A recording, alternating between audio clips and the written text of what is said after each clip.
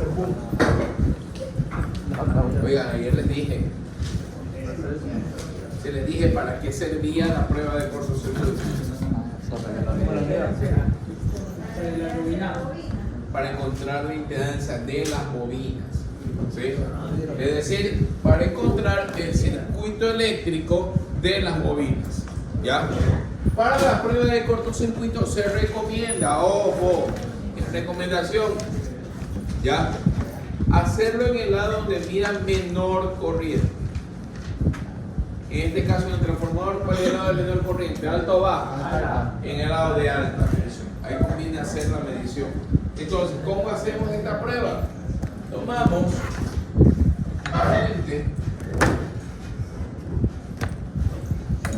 variable, ¿sí? Tomamos una fuente variable que sí tenemos aquí en el laboratorio, que debe empezar desde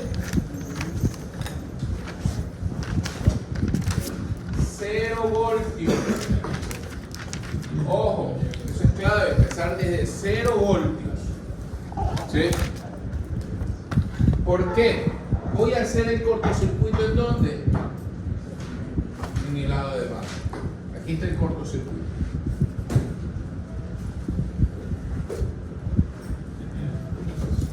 Ojo, esta es la forma recomendable, ¿sí? Para cualquier tipo de transformador.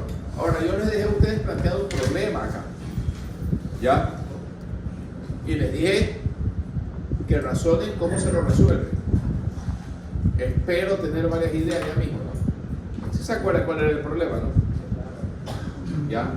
Y por ende, sí pensaron en la solución. Bueno. El objetivo, aquí conectamos un amperímetro.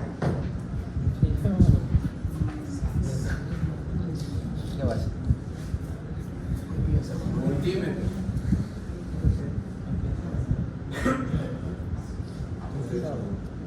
Es decir, todo esto ¿qué sería?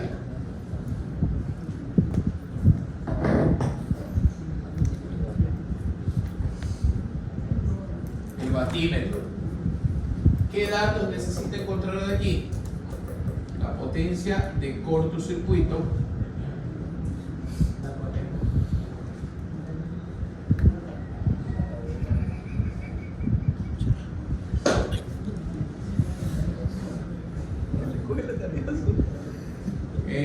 la corriente de cortocircuito,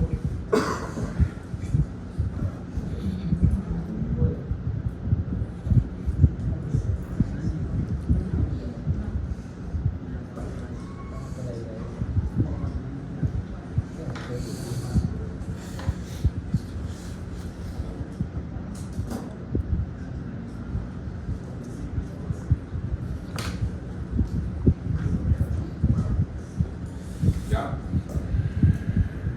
Ojo, apunten esto, que esto me van a hacer un trabajo de las pruebas de transformador.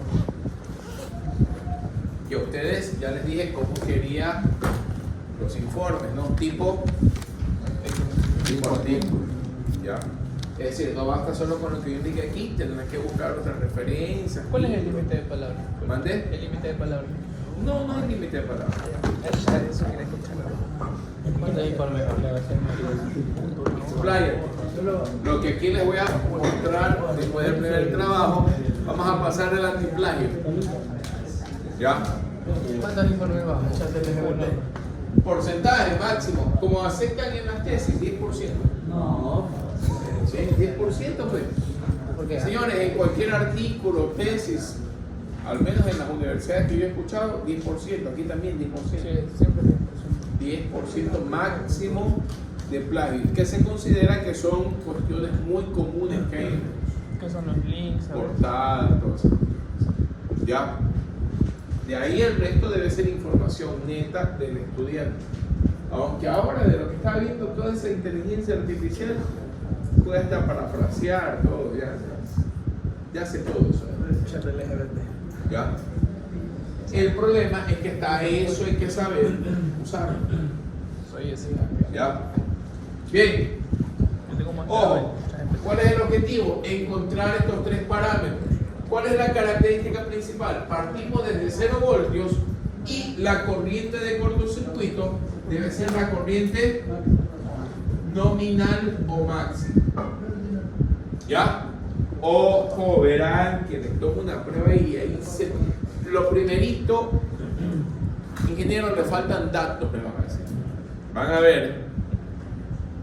Prueba de circuito abierto, debo conectar el voltaje nominal.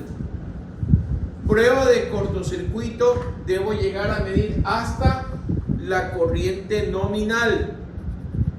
Les digo esto porque luego hacemos un ejercicio, pongo los datos, tomo una lección y a propósito por ahí me olvido algún dato.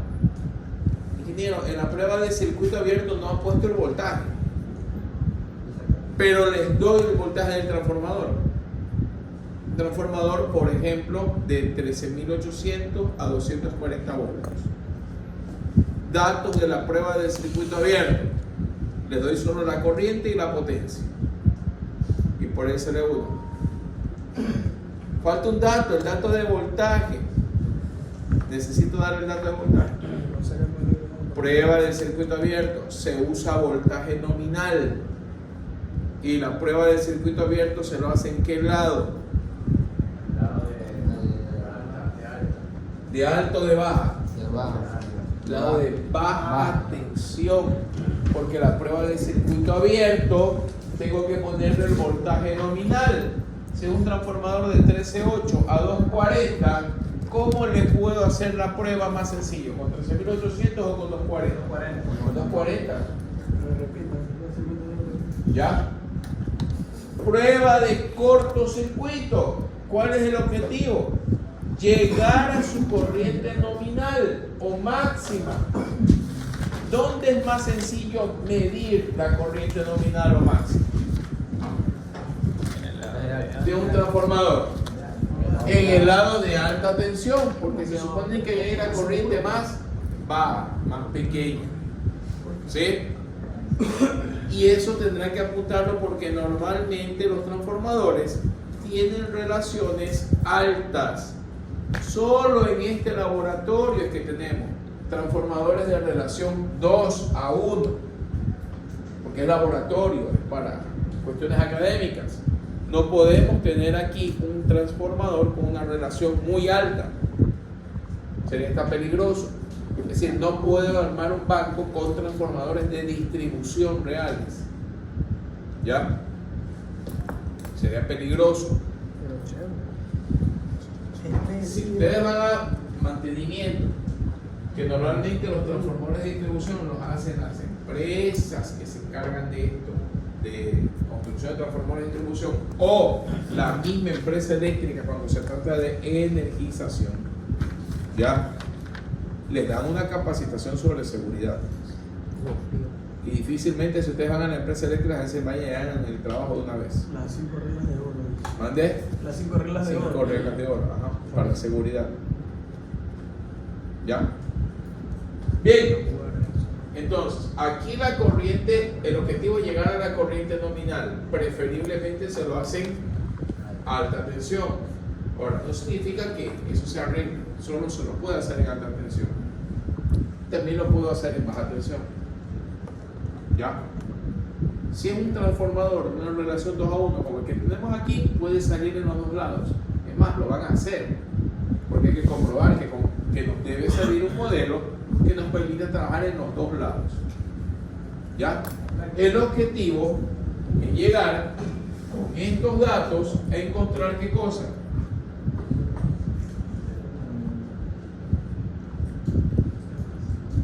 La resistencia serie y la reactancia serie. Que en algunos libros le van a decir la resistencia equivalente o reactancia equivalente. Y esta partecita es de las bobinas. Impedancia de las bobinas. ¿Ya? ¿Cuál es el objetivo? Llegar con las dos pruebas al modelo simplificado del transformador. ¿Cuál es el modelo simplificado del transformador que es con el que vamos a trabajar?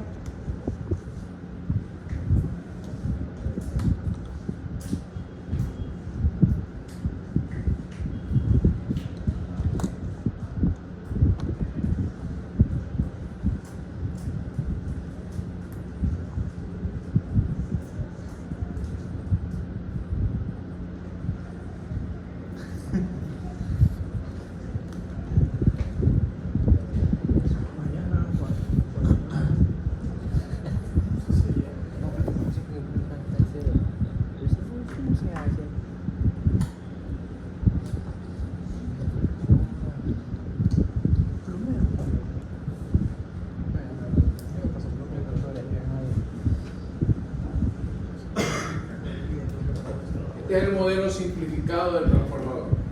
Esta parte será la resistencia de excitación, reactancia de excitación, resistencia serie, reactancia serie. ¿Ya? Y aquí el transformador no es que va a tener modelado de alto baja. Todo esto tiene que estar referido a un solo lado. Referido a un solo lado. Por eso es que aquí normalmente le dicen esta parte de aquí, voltaje de entrada, y aquí normalmente se conecta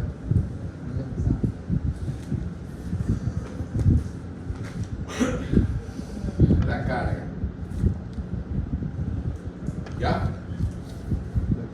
Ahora sí, yo puedo determinar con el voltaje de entrada del transformador en un modelo referido al mismo lado, lado de alta o lado de baja, puedo conectar una carga y con eso determinar cuál va a ser el comportamiento.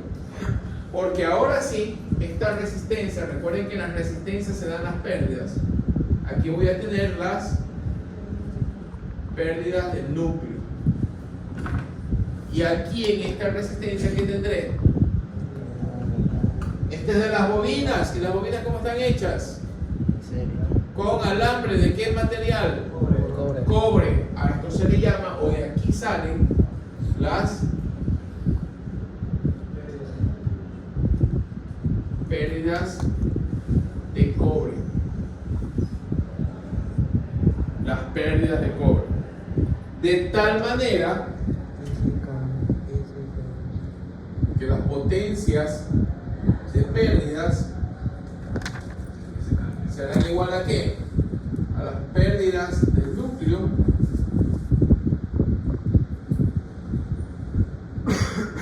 más las pérdidas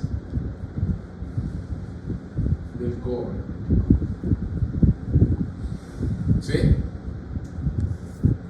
Las pérdidas generales, las potencias de pérdidas serán las pérdidas del núcleo más las pérdidas del cobre.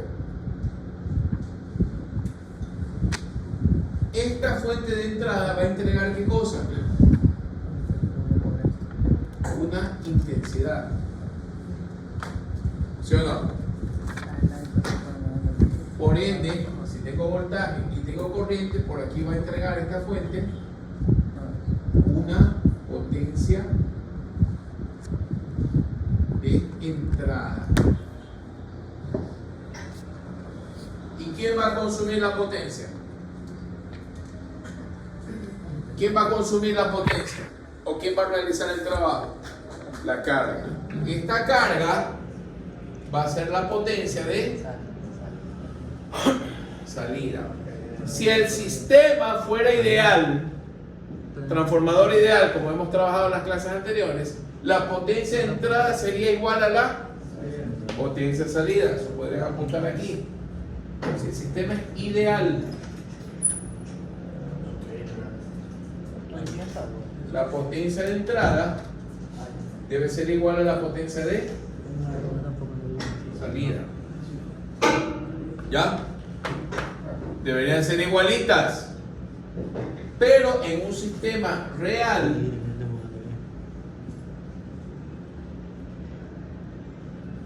la potencia de entrada debe ser igual a la potencia de salida más las potencias de pérdidas. ¿Sí? Como nosotros no sabíamos cuantificar estas potencias de pérdidas, veíamos en la práctica ¿qué cosa? Que la potencia de salida era más pequeña que la potencia de entrada. ¿Sí? ¿Se acuerdan? Más o menos unos 30 vatios de diferencia, ¿no? ¿Ya? ¿Dónde estaban cuantificadas? Aquí, en las pérdidas. ¿Y las pérdidas a qué son iguales? a las pérdidas en el núcleo más las pérdidas en el cobre. Y ahora, como ya voy a sacar los datos del modelo, tendré el valor de ¿qué? De la resistencia de excitación, y podré calcular la corriente que pasa por aquí, que es la corriente IH más E.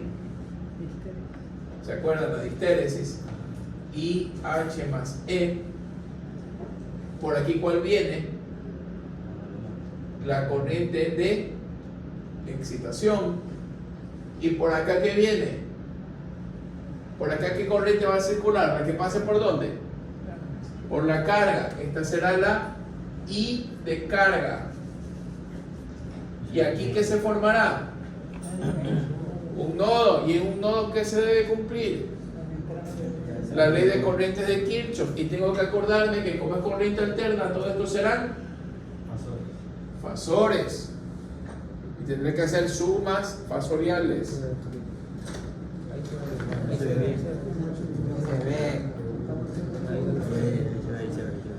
No. Grupo de 3.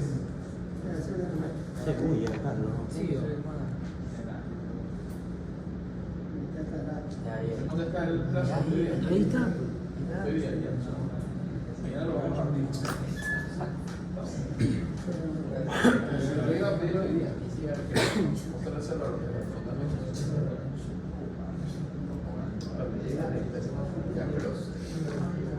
No está formando así.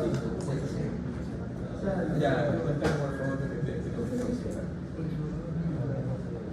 ¿lo puedes hacer a los de color? Ya, a ver qué vueltas.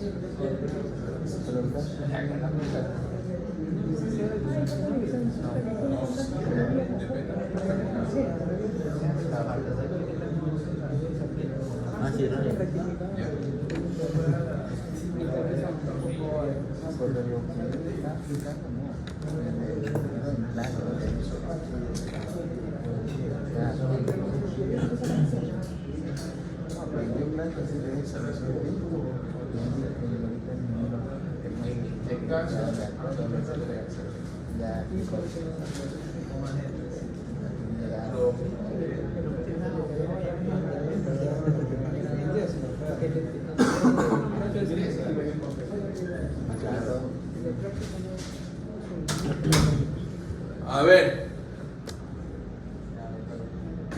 ahora ves que tenemos que utilizar cálculos con fasores.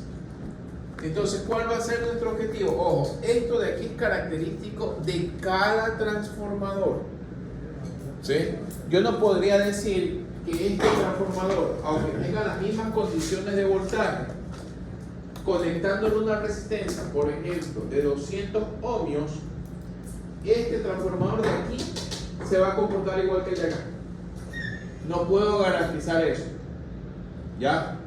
Porque cada transformador debe ser realizado sus pruebas para obtener ¿qué cosa? Su modelo, ¿ya? Yo no puedo garantizar que son igualitos. Debería ser exactamente el mismo núcleo, de la misma aleación, el mismo grosor de núcleo o área, el mismo número de espiras exactito, el mismo calibre de conductor, que aparentemente son así. Pero siempre hay un pequeño cambio, ¿ya? Por eso la prueba de cortocircuito y circuito abierto se la hace a cada transformador. ¿Para qué me sirve esto? Para poder determinar cuál va a ser el comportamiento de la máquina ante cualquier carga. Yo no puedo estar conectándole carga aquí y preguntándoles qué va a pasar, qué corriente va a salir, cuál va a ser la capacidad máxima de él. Con carga resistiva, inductiva, capacitiva, puedo combinarla. No voy a tener un tablero para estar conectándole cada rato carga. Pero si yo tengo el modelo de este transformador, este modelo, yo puedo cambiar la carga aquí y hacer el análisis y el cálculo y saber qué va a ocurrir acá. Cuánta potencia va a entregar a la entrada, cuánto va a haber de pérdida, cuánto va a ser el factor de potencia. Y uno de los casos prácticos que vamos a hacer, por ejemplo, es tratar de mantener estable el voltaje en una carga. El objetivo de una red de distribución es mantener estable el voltaje en la carga, en el usuario. Pero, por ejemplo, si yo les digo, vamos a poner una carga de 200 ohmios aquí, quiero mantener estable el voltaje acá, por ejemplo, en la salida de aquí, 240, quiero mantenerle constante el voltaje en 238 voltios. ¿Sí? Con carga de 200 ohmios, 238 voltios aquí. ¿Cuánto tengo que dar acá a la entrada? Si fuera laboratorio sencillo, no conecto los 200 ohmios, conecto acá y empiezo a ¿qué? A variar, a subir aquí. Hasta llegar acá con el voltímetro a medir 238 voltios, ¿sí o no? Y acá en la pantalla veo cuánto da. Ah, ya, para que acá haya 238 voltios, aquí hay que dar 121 voltios con carga de 200 ohmios. Y si te cambio la carga, ahora con 250 ohmios, ¿cómo va a comportar? Aquí, si quiero seguir manteniendo los 238 voltios acá, a la entrada será 121. ¿Qué me tocará hacer? De nuevo ponerme a. ¿Y cree que a cada rato voy a estar jugando? No puedo. ¿Sí? Yo necesito tener un sistema que me permita saber en base a cálculos con cualquier tipo de carga para mantener un voltaje estable aquí, cuál será el voltaje acá. Y para eso necesito el modelo. ¿Ya? ¿Sí está claro? Después cómo se nos empeoró. Entendamos esto y luego le pongo peor. Claro. Hasta aquí está claro. Ya. Tenemos que hacer las 3 pruebas. Vamos con el transformador 1 a hacer la prueba. Ahí sí, se nos dio de aquí. Se va a pasar un poquito allá.